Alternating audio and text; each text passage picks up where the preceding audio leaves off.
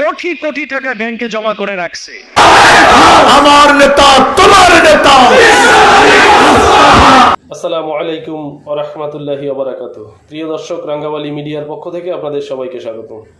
প্রিয় দর্শক, ইদানিং নতুন একটি ভিডিও ভাইরাল হয়েছে, যে ভিডিওটা আব্বাসী সাহেবকে নিয়ে অনেক কথাই আমি শুনছি, দেখেছি, সেজন্য আমি আজকে কথা বলতে বাধ্য হলাম।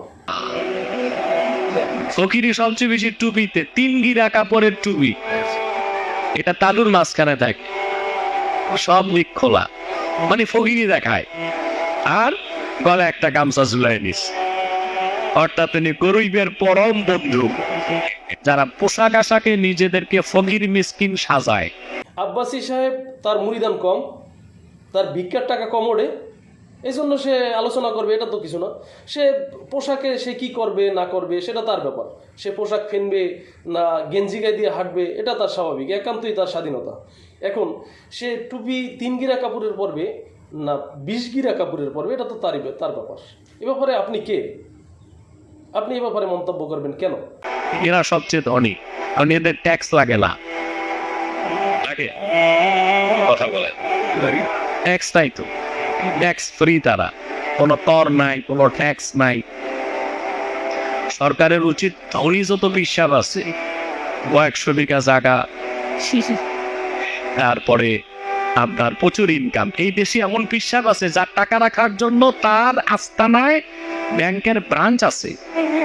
ট্যাক্স দেয় না, ট্যাক্স না দিলে সেটা সরকার বুঝবে। আপনার এত উতলাচ্ছে কেন? প্রিয় দর্শক, আব্বাসী সাহেবের মতো এত বড় একজন আলেম, আমরা মনে করি তিনি একজন ডক্টর এনায়েতুল্লাহ আব্বাসী সাহেব। সে যেই কথা বলল যে চরমনার পীর সাহেবের অনেক সম্পদ, অনেক টাকা পয়সা, অনেক কিছু, গাড়ি বাড়ি, অনেক গরুর খামার, এত কিছু তার কেন? আচ্ছা, এত কিছু তার কেন থাকতেই পারে? এ ব্যাপারে অনেকেই অনেক রকম মন্তব্য করতে পারে, তবে এনায়েতুল্লাহ আব্বাসীর মতো একজন জ্ঞানী লোক এই ব্যাপারে মন্তব্য করবে, এটা তো মেনে নেওয়া যায় না। প্রিয় দর্শক, একজন রাজনীতিবিদ, একজন পীর সাহেব, একজন এস্টাবলিশড ফ্যামিলির ছেলে, সেই হিসাবে তাদের ব্যবসা বাণিজ্য থাকতে পারে, কিন্তু এটা নিয়ে বেশি বাড়াবাড়ি করার তো কিছু নাই। কোটি কোটি টাকা ব্যাংকে জমা করে রাখছে, শত শত কানি বিঘা জায়গা খরিদ করে রাখছে। ঢাকায় ফ্ল্যাট আর গাড়ির অভাব নাই, কিন্তু পোশাক দেখলে মনে হয় ফকির মিসকিন, দেশের সবচেয়ে বড় কাঙ্গাল।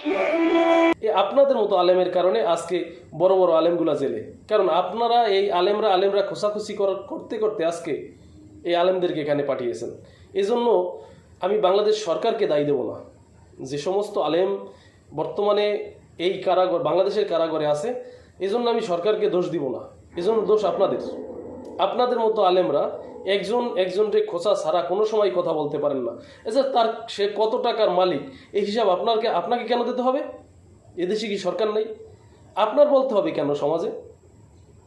আপনি বলছেন একটু, আবার সে আপনাকে একটু বলবে, এইরকম বাজাবাজি, কাটাকাটি, হানাহানি, এই সমস্ত কি কথার লড়াই?